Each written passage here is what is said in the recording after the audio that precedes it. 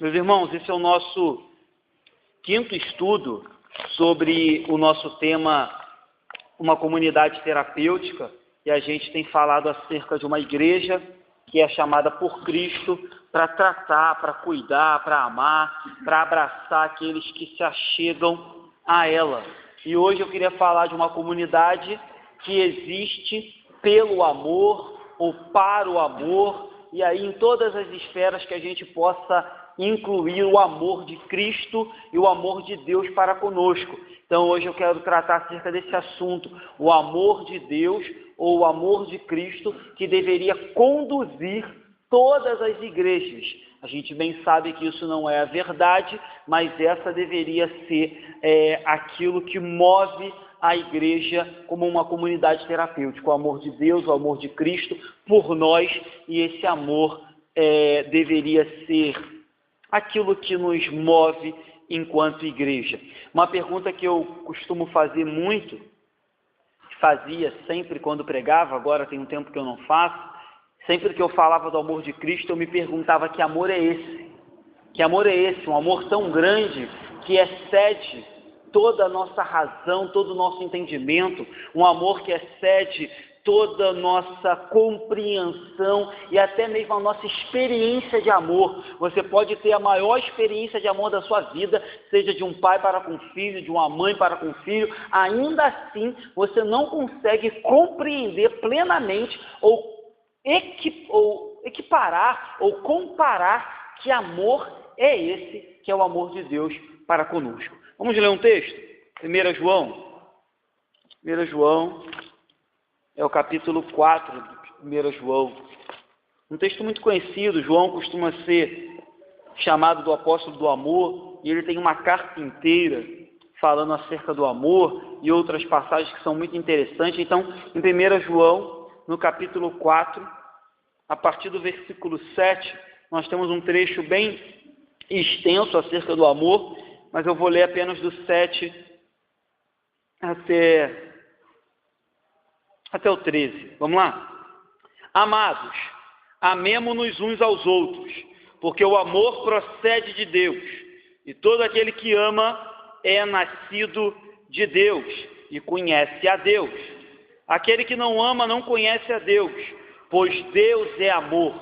Nisto se manifestou o amor de Deus em nós, em haver Deus enviado o seu Filho unigênito ao mundo, para vivermos por meio dele. Nisto consiste o amor, não em que nós tenhamos amado a Deus, mas em que ele nos amou e enviou seu Filho como propiciação pelos nossos pecados.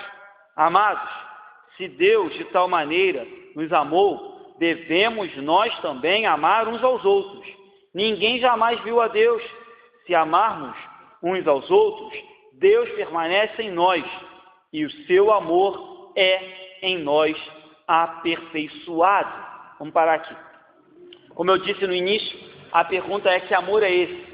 É um questionamento de muitos e que eu constantemente me faço. Que amor é esse que resgata o pecador? Que amor é esse que um Deus santo se aproxima de homens imperfeitos? Que amor é esse que pega homens e mulheres desvalorizados e valoriza? Que amor é esse que pega seres humanos destruídos e transforma? Que amor é esse que pega, enfim, seres humanos que estavam condenados e salva? Que amor é esse que, além de fazer tudo isso conosco, nos desafia a amar ao próximo com a mesma intensidade que Deus nos amou primeiro? Esse é o amor de Deus que, como eu disse no início, nos constrange e nos faz fazer perguntas como essa: que amor é esse que eu não consigo mensurar? Que amor é esse que eu não consigo entender? Que amor é esse que eu não consigo compreender com a razão humana, nem com toda a filosofia que o mundo já tentou entender? Mas é um amor, como foi lido aqui, que excede todo entendimento e que nos constrange a amar a Ele e amar ao próximo. Eu vou ler Romanos 5:8, é um texto que fala ainda acerca do amor. Romanos 5:8 diz assim: mas Deus prova o seu amor para conosco, pelo fato de ter Cristo morrido por nós, sendo nós ainda pecadores. Então Romanos 5:8 vai dizer que uma das provas do amor de Deus para conosco é Cristo ter morrido.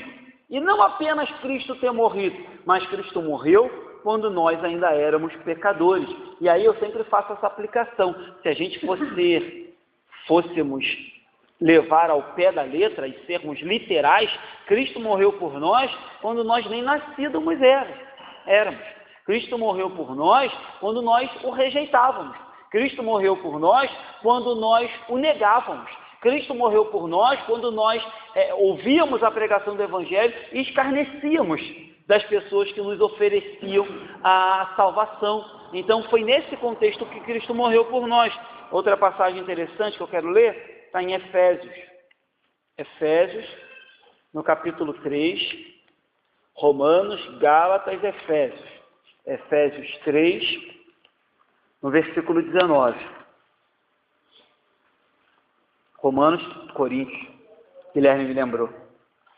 1 Coríntios, 2 Coríntios, Gálatas, Efésios, e Efésios 3, 19 vai dizer assim. Eu vou ler um pouquinho antes para que vocês entendam o contexto. 18. A fim de poderdes compreender com todos os santos qual é a largura, o comprimento, a altura, a profundidade e conhecer o amor de Cristo. E aí olha o que ele fala do amor de Cristo, que excede todo entendimento, para que sejais tomados de toda a plenitude de Deus. Ou seja, ele diz que o amor de Cristo excede todo entendimento. Então, perguntas como essa que eu fiz no início, que nos fazem duvidar ou ficar meio que pensativos acerca do amor de Cristo e a gente não conseguir compreendê-lo na sua totalidade, é porque o próprio texto diz que o amor de Cristo excede todo o nosso entendimento. Então, apesar de tudo isso que foi dito, o amor de Deus o amor, não de Deus, né? Deixa eu me corrigir, o amor tem se esfriado nos círculos evangélicos e o amor tem se esfriado na sociedade como um todo. A cada dia que passa a gente percebe que aquilo que Cristo falou tem se cumprido. O amor tem se esfriado e ele inclusive, claro, não é o amor, ele fala da fé, mas ele diz, será que porventura quando o Filho do homem voltar, encontrará porventura fé, e ele também fala a mesma coisa acerca do amor, que o amor iria se esfriar com o passar dos anos, e o que a gente tem presenciado hoje na nossa sociedade como um todo, e na igreja brasileira como um todo, é o esfriamento do amor. Então falta hoje amor para com Deus, automaticamente falta amor para com o próximo, falta amor até para consigo mesmo, porque se você parar para prestar atenção, as pessoas só se entregam no pecado, as pessoas só destroem a sua vida, porque na verdade elas não amam a Deus e não entendem o que o amor de Deus nos capacita a amar ao próximo e nos amar de forma correta. Então todas as vezes que a gente vê as pessoas se entregando a esse mundão para viver uma vida maldita, de pecado, de destruição, o que elas estão nos informando, nada mais é, de que não consiste nelas, ou não reside nelas, o amor a Deus, logo, elas não amam a si mesmas, logo, elas não conseguem amar ao próximo, por isso vivem essa vida de destruição. Então, a cada dia que passa, você vê a sociedade incentivar o individualismo, a competição, o lucro, a troca, a barganha. Por quê? Porque o amor se esfriou, logo as pessoas só querem buscar os seus próprios interesses, mesmo que isso seja destrutível e mal para a sua própria vida e para a vida do próximo, não interessa. O que interessa é eu buscar os meus interesses. Por quê? O amor se esfriou e as pessoas não compreendem mais que o amor de Deus deve ser o árbitro, aquilo que nos conduz, o nosso norte, aquilo que nos impulsiona a viver. Em contrapartida, ainda que a sociedade e algumas igrejas tenham ou estejam caminhando nesse rumo, a gente entende que quando Deus resgata o homem, que quando Deus tira o homem do reino das trevas, do reino de Satanás, ele coloca o homem, insere o homem no reino do seu filho, ou melhor, no reino do amor do seu filho. É isso que ele fala, abre comigo em Colossenses 1, 13. Colossenses 1, 13.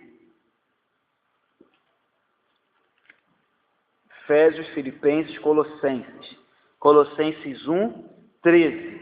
Ele diz assim: Ele nos libertou do império das trevas e nos transportou para o reino do Filho do seu amor, no qual temos a redenção, a remissão dos pecados. Ou seja, o ser humano é retirado de um império de trevas e de pecado e é inserido num reino do Filho de Deus, num reino onde impera o amor. E o que Jesus fez quando esteve aqui conosco, ou quando esteve aqui na terra, nada mais foi do que expressar ou do que representar, ser a representação fiel do amor de Deus. E isso ele fez de forma maravilhosa. Isso ele fez de forma plena, amando os seres humanos, curando, libertando, sarando, ouvindo os seres humanos, trazendo salvação, trazendo esperança para aqueles que não tinham. Contudo, Cristo não apenas expressa o amor do Pai, não apenas representa fielmente o amor do Pai, não apenas é a imagem do amor do Pai, mas ele também nos deixa por obrigação o legado de continuar a fazer isso até que ele volte, de continuar a igreja, a comunidade terapêutica, um ajuntamento, a família de Cristo chamada Igreja Congregacional, tem por obrigação continuar esse ministério de Cristo, que é expressar o amor de Deus aqui na terra, enquanto Jesus não voltar para nos buscar. Então é muito belo, é muito lindo ver o que Jesus fez, contudo, isso nos traz uma responsabilidade muito grande, aonde ele exige de mim e de você que a gente dê continuidade no ministério que ele começou aqui, acerca desse legado de deixar o amor do Pai a todos aqueles que precisam. Então, cuidado com isso, é muito bom a gente ficar meditando, como eu falei no início, se perguntando que amor é esse, o amor de Jesus, que amor maravilhoso, que amor grande, que amor incondicional. Contudo, se a gente não entender que esse amor maravilhoso que a gente contempla e tanto fala, deve ser também uma obrigação minha e sua, enquanto igreja que somos, tanto aqui quanto lá fora, não adianta de nada. A gente vai ficar só contemplando, a gente vai ficar só imaginando, olha que amor maravilhoso, mas isso deve fazer com que nós sejamos constrangidos a fazer o mesmo. E aí, é claro, eu vou voltar para um texto que está bem recente na nossa mente, que a gente pregou sobre ele há pouco tempo atrás, que é o texto do grande mandamento. É o texto quando se pergunta para Jesus qual é o grande mandamento. E aí, tanto em Lucas, como pregamos aqui, quanto em Mateus 22, Jesus vai dizer, olha, o grande mandamento é amar a Deus sobre todas as coisas, de toda a tua alma, de todo o teu coração, de todo o teu entendimento, e o próximo como a ti mesmo. Então, nesse contexto de amar a Deus sobre todas as coisas, Jesus nos dá um norte, um exemplo, um modelo de como deveria ser o nosso amor e a nossa postura para com os outros. Só que tem um outro porém. Geralmente, nós aprendemos a amar ou aprendemos o que é amor no seio da nossa família, pelos nossos pais, pelos nossos familiares, no ciclo que a gente vive. E aí, a gente corre o grande risco, na maioria das vezes, de aprender o que é o amor de forma distorcida, de forma errada, de forma incompleta. Por que eu estou falando isso? De forma limitada. Porque na maioria das vezes os nossos pais, os nossos familiares, nos passam a uma imagem de amor que eles aprenderam, que eles têm como verdade. E nem sempre o amor dos nossos pais, o amor que a gente aprende na nossa casa, é o amor de Deus. Às vezes é um amor defeituoso, é um amor imperfeito. E aí a gente cresce com uma imagem de amor apenas romântica, com uma imagem de amor apenas sentimental, sendo que eu já falei aqui na igreja que o amor que Deus requer da igreja não é apenas um amor romântico e sentimental, mas é também um amor que é mandamento. É um amor que excede o coração. Mesmo quando o meu coração está apertado e eu estou, às vezes, chateado com a pessoa, o amor de Deus, que é um mandamento, vem sobre o sentimento e diz, ame, perdoe. Já falei isso aqui. Então, a gente tem que tomar cuidado também com a nossa concepção de amor, porque, geralmente, a gente aprende o amor de acordo com os nossos pais, nossos familiares, e nem sempre eles entendem ou têm uma clareza do que é o amor para com Deus. Não que eles tenham feito isso de forma a nos passar algo ruim. Não, a maioria das vezes os pais fizeram com a melhor das intenções, mas às vezes os pais nos passam percepções que eles aprenderam e que estão erradas. Por exemplo, eu mesmo devo ter aprendido muitas coisas com os meus pais, que me criaram a vida toda e não eram cristãos. Minha mãe se tornou crente depois de mim, que provavelmente não estão de acordo com a palavra de Deus. Fizeram de propósito? Não. Contudo, a visão que eles tinham de mundo não é a visão que é coerente com a visão de Deus. Então a gente tem que tomar cuidado com isso. Então, nem sempre o amor que aprendemos na nossa casa ou o amor que temos entre os nossos familiares expressa com perfeição o amor de Deus. Por isso, Jesus veio para ensinar o amor do Pai, que é um amor perfeito, é um amor incondicional, é um amor ágape, é um amor sem mácula, é um amor que não olha para as qualidades, não olha para as imperfeições, não olha para o que você é, não faz acepção. É um amor que simplesmente ama e se doa ao ponto de ir para a cruz e morrer por pecadores. Esse é o amor ágape, esse é o amor que a Bíblia exige de nós. E por mais que isso seja duro de se dizer, que Deus exige e que a gente sabe que é difícil de cumprir, Deus nos deu o atributo, Deus nos comunicou esse atributo de amar. Então era um atributo que era dele, ele é amor, é isso que João diz aqui, onde a gente leu, pois Deus é amor, e aquele que não ama não conhece a Deus, e ele comunica para os seres humanos esse atributo. O que é esse atributo? A capacidade de amar ao próximo. Pastor, é bem verdade que às vezes a gente falha demais nesse amor? É verdade, mas isso não tira de mim e de você a responsabilidade de ir até Deus e pedir a Ele auxílio, ajuda, para que essa capacidade, esse atributo que existe em nós, seja aperfeiçoado, para que eu venha a amar conforme Ele ama, e não conforme eu aprendi no dia a dia e na minha família. Outra coisa muito interessante é que, já voltando para o contexto dos mandamentos, quando Jesus fala, ame a Deus de todo, e aí a gente aplicou isso aqui há pouco tempo agora na igreja, poucos domingos, de toda a tua alma, de todo o teu coração, de todo o teu entendimento, de todas as tuas forças. É isso que o Evangelho diz. Ou seja, eu falava aqui há poucos domingos que isso é um mandamento, ou seja, isso é uma ordem. E uma ordem tem que ser cumprida. E aí eu comentava que esse mandamento de amar a Deus de todo o nosso ser, ele é uma chave, ou ele é um requisito, sem o qual você não consegue cumprir o que vem depois. Você não consegue amar o próximo, e eu te digo mais, você não consegue nem amar a si mesmo, você não consegue amar a sua família, você não consegue amar o seu trabalho, você não consegue amar nada que você faz, se primeiro você não entender que no seu coração você deve amar a Deus de toda a tua alma, todo o teu entendimento, toda a tua força, de todo o teu coração. Então, cuidado com isso. Esse é um mandamento que não foi, o nível desse mandamento não foi diminuído. Deus não olhou do céu e falou, olha, os seres humanos têm tanta dificuldade de me amar que eu vou baixar o nível. Não, o nível de Deus continua esse. Contudo, Ele está pronto, de braços abertos, esperando que possamos ir até Ele e pedir auxílio. Olha, Pai, eu sei que o Senhor me manda amar de todo o coração, mas isso tem sido bastante difícil. Então me ajuda, aumenta a minha fé, aumenta o meu amor para contigo, aumenta o meu entendimento, aumenta a minha piedade. O problema é que a gente dá uma desculpa para Deus e acha que está colando, sendo que, na verdade, a gente deveria correr até Ele e buscar dele capacitação ou talvez aperfeiçoamento para que a gente, a cada dia que passe, melhore mais de acordo com o amor que Ele nos ordena. Então, o primeiro mandamento é, ame a Deus. E aí, já falei, vou adiantar, já falei isso aqui outros domingos, se você não consegue, ou se na expressão visível do amor, você não consegue amar ao próximo, é sinal de que existe algo de errado com o primeiro mandamento, que é amar a Deus. Porque o próprio João vai falar isso mais na frente. Olha, se você não consegue amar aquele que vê, como vai amar aquele que não vê? Não é isso que a gente leu aqui agora? Ninguém jamais viu a Deus.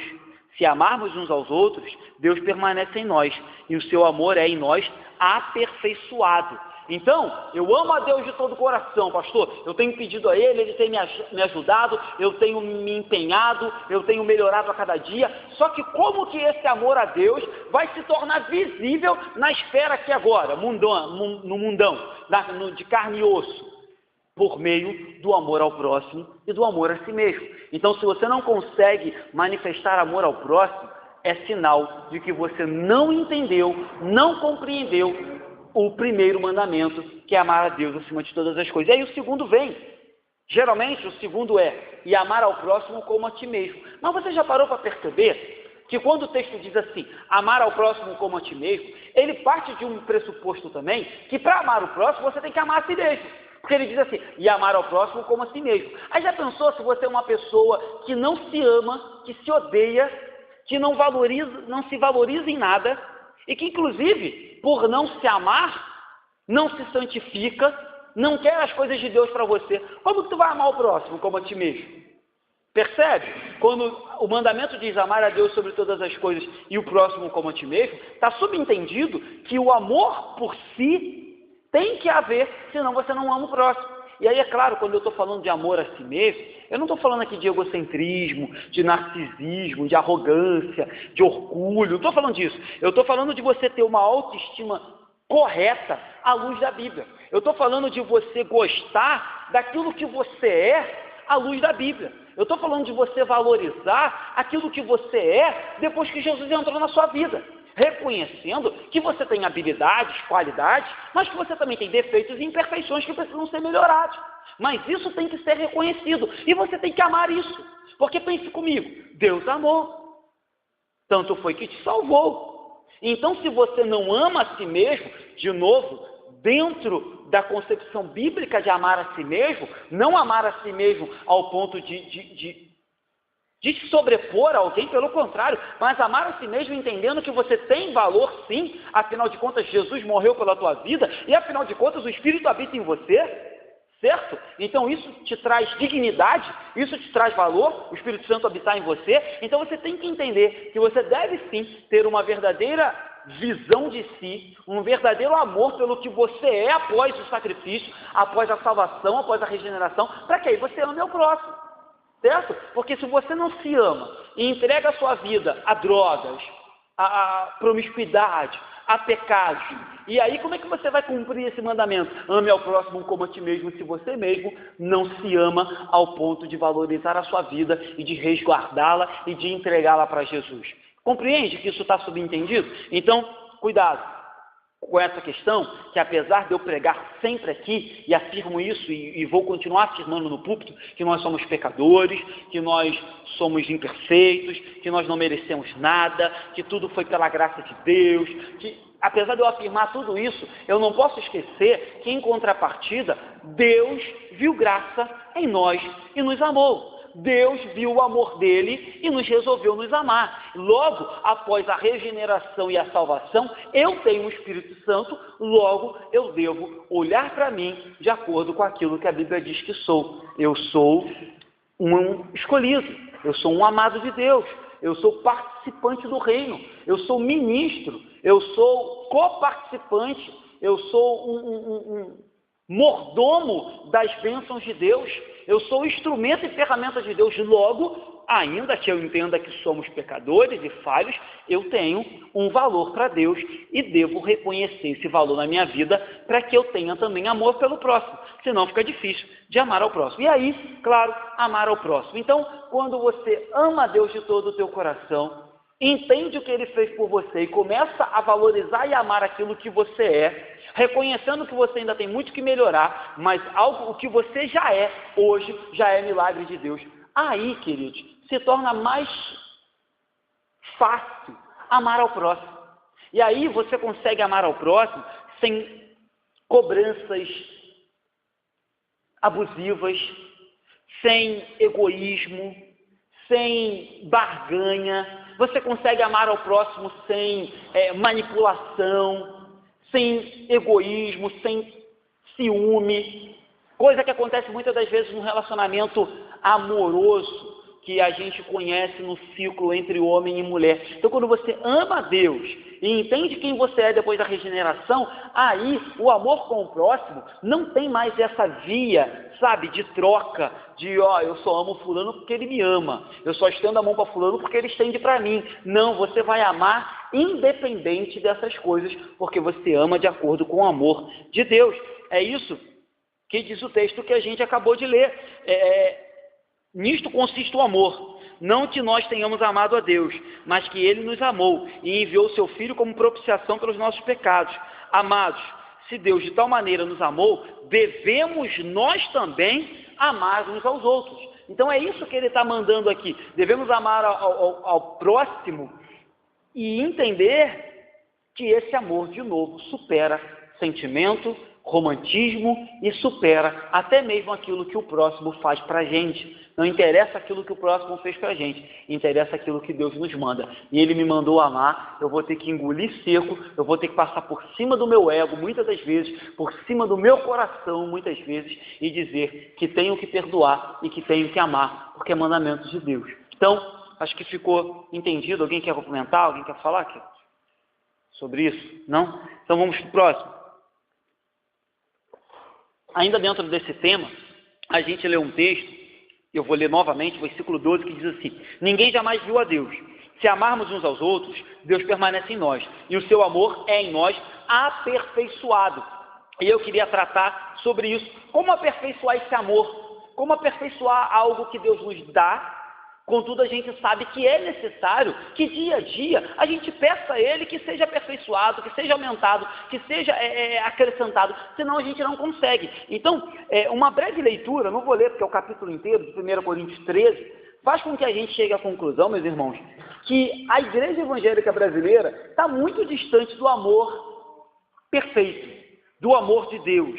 Mas, contudo, como eu disse, não se preocupe, porque o texto diz que Deus aperfeiçoa o amor no meio do seu corpo, no meio da sua família, no meio da sua igreja. O problema é quando a igreja evangélica para de buscar o aperfeiçoamento desse amor, e aí acontece que a igreja se torna fria, se torna dura, a igreja não busca mais isso. Esse é o problema. O problema não é que a gente leia 1 Coríntios e fale, caramba, eu estou muito longe disso. O problema é a gente ler 1 Coríntios 13 e se acomodar, e não buscar mais de Deus para que a gente tente viver isso. Então 1 Coríntios vai dizer, o amor é paciente, é benigno, o amor não arde em ciúmes, o amor não se ufana, não se ensoberbece, não se conduz inconvenientemente, não procura os seus interesses, não se exaspera, não se ressente do mal, não se alegra com injustiça, mas regozija-se com a verdade. O amor tudo sofre, tudo crê, tudo espera, tudo suporta. O amor jamais acaba, mas havendo profecias desaparecerão, havendo línguas cessarão e havendo ciência passará. Enfim, vamos parar aqui. Esse é o amor ágape, e o amor todo-poderoso que é expresso na Bíblia como o amor de Deus. E é fato que a igreja brasileira e que nós não conseguimos viver isso na sua perfeição. Contudo, João nos lembra, aqui ainda em 1 João, que aqueles que passaram da morte para a vida devem amar. Devem amar. E se não amam é porque ainda estão na morte. Porque foi isso que Jesus veio fazer. E esse é o texto que antecede o que a gente leu. Volta lá em 1 João, só que agora no capítulo 3. Pode falar. Ufanar é quase bem parecido, vou procurar no dicionário, mas é quase bem parecido com ensoberbecer também, eu acho. Já te respondo. Verbo transitivo, envaidecido, se tornar envaidecido, se exibir, ostentar vaidade, certo? Então, voltando para 1 João capítulo 3, eu não vou ler também que o trecho é grande, mas ele começa assim: porque a mensagem que ouviste desde o princípio é esta, que nos amemos uns aos outros, não de acordo com Caim, que era do maligno e assassinou seu irmão. E por que o assassinou? Porque suas obras eram mais do que seu irmão justas. Irmãos, não vos maravilheis se o mundo vos odeia. Nós sabemos que já passamos, olha aí, nós sabemos que já passamos da morte para a vida, porque amamos os irmãos. Aquele que não ama permanece na morte. Então, olha o que João diz. Nós sabemos que saímos da morte para a vida e tem uma característica. Que característica é? João diz, porque amamos os irmãos. Aquele que não ama ainda está lá na morte. Todo aquele que odeia o seu irmão é assassino. Ora, vós sabeis que todo assassino não tem vida eterna, permanente em si. Nisto conhecemos o amor, que Cristo deu a sua vida por nós, e devemos dar a nossa vida pelos irmãos. Ora, aquele que possui recursos deste mundo e vira seu irmão padecer necessidade, e fechar-lhe o seu coração, como pode permanecer nele o amor de Deus? Filhinhos, não amemos de palavra, nem de língua, mas de fato e de verdade. Esse texto é uma pancada para a gente, né? Então João deixa bem claro que para que esse amor seja real, ele não pode ser só de palavras nem só de língua, mas de atitude e de verdade. E que esse amor evidencia que saímos da morte para a vida. E caso contrário, isso não esteja acontecendo, é porque ainda estamos na morte, certo? Logo, isso deve estar em nós. E aí, é óbvio que sem o mover de Deus, que sem a ajuda do Espírito Santo, que sem a pessoa de Jesus Cristo, e foi por isso que ele veio, seria impossível de qualquer ser humano na face da terra cumprir ou conseguir exercer um amor ágape, um amor de Deus, um amor que excede todas as coisas. Então, fique tranquilo, entre aspas, isso também não é motivo para você se acomodar, mas fique tranquilo que o simples fato de Jesus ter vindo ao mundo e dele ter dito que ia ao Pai e enviaria o Consolador, nos garante que nós temos alguém com quem contar para que esse amor venha a ser aperfeiçoado dia a dia. Então, esse aperfeiçoar não depende apenas da força do nosso braço. É claro que existe um exercício, uma responsabilidade, um esforço meu e seu, mas todo o poder e todo o operar existe no Espírito Santo, e é Ele que faz em nós. Então, é evidente que ninguém conseguiria amar dessa forma, porque somos imperfeitos, mas Deus enviou Jesus com esse propósito, que nós fôssemos aperfeiçoados por meio de Jesus Cristo e hoje do Espírito Santo. Então, falei do mandamento, falei de aperfeiçoar esse amor, e agora, terceiro ponto, quero falar sobre semear esse amor, que é o mais importante. Recebemos esse amor para semear. Em Gálatas 5, 6, 7, Gálatas 6, 7, Paulo diz que aquilo que o homem semear, ele também vai colher. E aí ele continua e diz, olha, de Deus não se zomba. Aquilo que o homem semear, ele vai plantar. Ou seja, é evidente que na esfera do amor de Deus e no amor ao próximo que Deus nos manda fazer, deve haver uma semeadura. Deve haver também uma plantação, uma distribuição, uma multiplicação, seja lá como você quiser chamar. Mas a verdade é o seguinte, que hoje é muito comum você ver pessoas entrar num gabinete, ou entrar num consultório médico, enfim, ou numa roda de pessoas, e as pessoas serem muito rápidas em falar assim, em reclamar que recebem pouco amor ou pouca atenção, seja do seu familiar, seja do seu marido, da sua esposa, dos seus filhos, do pastor, da igreja. É muito comum. As pessoas falam logo isso, lá na minha igreja as pessoas quase não me amam, lá na minha casa meu marido quase não me ama. Contudo, eu não estou dizendo que isso não seja verdade. Talvez isso seja verdade sim, em grande número. Mas você já parou para se perguntar também qual tem sido a minha e a sua postura no campo da semeadura desse amor e dessa atenção? Porque a gente é muito rápido em exigir das pessoas amor e atenção. Mas você já parou para avaliar a sua vida, e eu para avaliar a minha, e perguntar se a gente tem semeado amor para colher amor? Se a gente tem semeado atenção para colher atenção, a gente é muito rápido em falar assim, passei por um vento e ninguém foi na minha casa da igreja. Mas você já parou para pensar se quando as outras pessoas da igreja passaram por vento, você foi na casa delas? Já parou? A gente tem que pensar o que a gente tem semeado. Fiz aniversário e ninguém veio. Você vai no aniversário dos outros? Fiz aniversário e ninguém me deu parabéns. Você dá parabéns para os outros quando é aniversário deles? Então a gente também tem que parar para avaliar a questão da semeadura no quesito amor e atenção. Porque a gente gosta muito de exigir, de cobrar, e às vezes não para perceber que a gente não tem feito a nossa parte. Quanto igreja, a mesma coisa.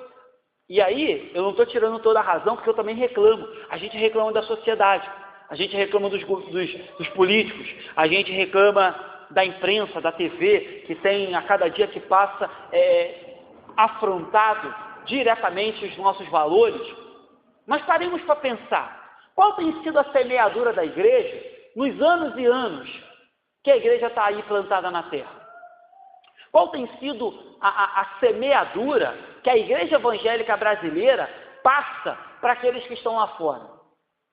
Meu irmão, E aí, claro, eu não vou generalizar, que toda generalização é burra, mas a grande maioria das igrejas evangélicas passa uma imagem para as pessoas que estão lá fora de pessoas que não amam, de pessoas que são intolerantes, de pessoas que odeiam, de pessoas que não se importam com o próximo, de pessoas que só estão preocupadas com o seu próprio interesse, em ganhar bênção, em prosperar, em crescer, e todo mundo que está lá fora não importa, sendo que é o contrário. Nós deveríamos mostrar para as pessoas que temos os nossos valores, temos as nossas verdades, não negociamos elas, contudo, nós devemos semear o amor de Cristo para aquelas pessoas, para que elas entendam uma vez na vida, que esse amor que nós semeamos e exalamos é o amor que nos alcançou, e é o amor que nós queremos que alcance a eles também.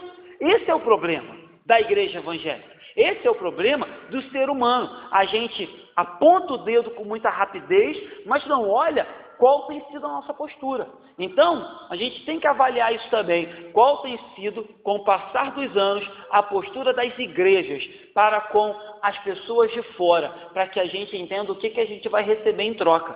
Então, se a gente estende a mão para o necessitado, é claro que o próprio texto diz aqui, olha, não vos maravilheis se o mundo vos odeia. Isso é fato. O mundo vai sempre odiar a verdade, até que Jesus abra os olhos, abra os ouvidos, quebre o coração e eles entendam a verdade. O mundo sempre vai odiar a verdade. Mas se a gente estende a mão para o necessitado, se a gente abraça aqueles que precisam, se a gente ama aqueles que precisam de amor, meu irmão, você pode ter certeza que talvez a imagem da igreja, como um todo, vai mudar aos poucos, talvez só aqui na nossa localidade, mas ela vai mudar. Claro que a gente não pode mudar a igreja dos outros, mas a nossa a gente tem que refletir acerca disso, como a gente tem lidado com a nossa semeadura. Não foi isso que Jesus ensinou lá na parábola do samaritano, para o próprio intérprete da lei? Pare de se perguntar quem é o teu próximo. Preguei isso aqui há poucos domingos. E pergunte quem pode ser o meu próximo. Quem está precisando de mim para que eu seja o próximo? Foi isso que a gente pregou há poucos domingos aqui. Então, muitas vezes, lamentavelmente, os crentes se omitem de fazer o bem quando podem. E aí, quando a gente se omite de estender a mão quando podemos estender a mão, a gente está perdendo uma grande oportunidade de demonstrar para as pessoas, tanto de fora da igreja, quanto de dentro da igreja, o amor de Cristo que a gente diz que habita no nosso coração. Então, meus irmãos, oportunidades de orar, de chorar com os que choram, de amar, de fazer uma boa ação, são oportunidades de evidenciar o amor que a gente diz que tem no coração, o amor que a gente diz que tem por Deus.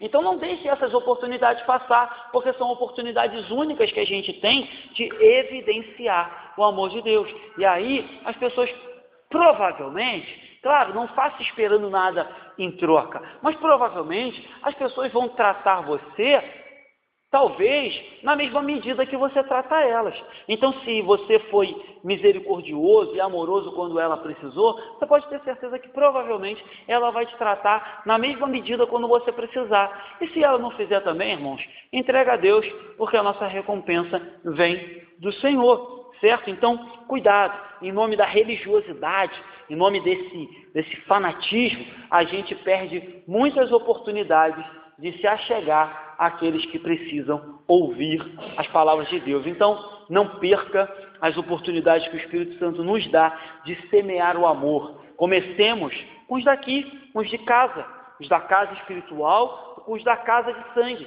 Às vezes, a gente tem tanta intimidade com o nosso irmão que a gente começa a se tornar um pouco displicente para com ele, né? Às vezes a gente tem tanta intimidade com o irmão que a gente começa a esquecer um pouco do irmão de casa e do irmão da fé. Então a gente tem que começar a transmitir esse amor, esse cuidado, esse carinho com os daqui. E depois alargar as nossas tendas, alargar o nosso coração e amar inclusive aqueles que precisam e que ainda não confessam Jesus como seu único e suficiente Salvador. É isso que Paulo diz lá em 2 Coríntios capítulo 6, Paulo manda os coríntios alargar o coração deles. 2 Coríntios 6, 13. Paulo diz que amava os coríntios, aí no 13 ele diz assim: ora, como justa retribuição, falo-vos como a filhos, dilatai-vos também vós. O que ele está falando aqui? É para dilatar o coração, olha lá no 11. Para vós outros, ó Coríntios, abrem-se os nossos lábios e alarga-se o nosso coração. Então Paulo está dizendo, olha Coríntios, em favor de vocês, os meus lábios se abrem para pregar o Evangelho e se alarga o meu coração, porque eu os amo. Aí lá no 13 ele fala, olha, como justa retribuição, dilatai-vos vós também o que? O coração para os outros. Façam isso também. Então essa é uma orientação de Paulo para os Coríntios, e eu acho que é uma orientação que deve permanecer na minha vida e na vida dessa igreja.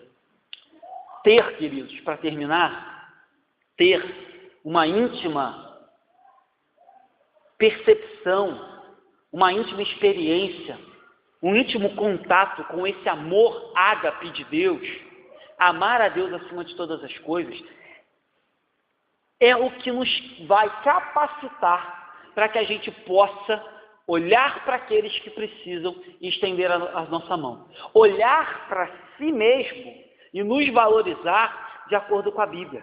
Só assim a gente vai conseguir viver dentro de uma comunidade que entende que o amor deve conduzir essa igreja no trato de uns para com os outros, apesar das diferenças, apesar de não concordarmos em tudo com o próximo, apesar das nossas qualidades, que cada um tem a sua, das nossas uniões, que cada um tem mais achegado a uma união, a um grupo. Independente disso, se a gente entende que o que nos conduz é o amor de Deus, a gente vai entender como é amar a todos como amamos a nós mesmos. Sempre lembrando, é impossível fazer isso se não amar a Deus de todo o coração. Então, eu penso que só quem já viveu a experiência de ser um filho pródigo, só quem já viveu a experiência de ver o pai de braços abertos nos acolhendo, chegando, voltando para casa todo sujo, todo cheio de pecado, todo envergonhado, condenado e escarnecido pelo mundo, só quem já viveu essa experiência e entende que amor é esse, ou pelo menos tenta entender que amor é esse, consegue, da mesma maneira, abrir os braços e estender a mão para outros filhos pródigos que estão entrando na igreja de Cristo.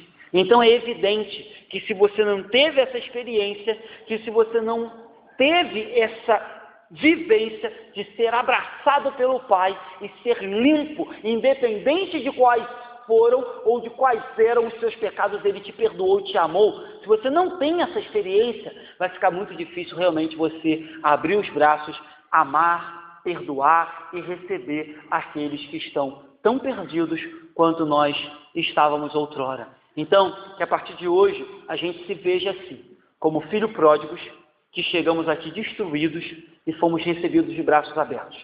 E que essa postura seja a mesma quando pessoas chegarem aqui destruídas, que nós façamos aquilo que um dia foi feito por mim e por você. Amém, queridos? Vamos terminar?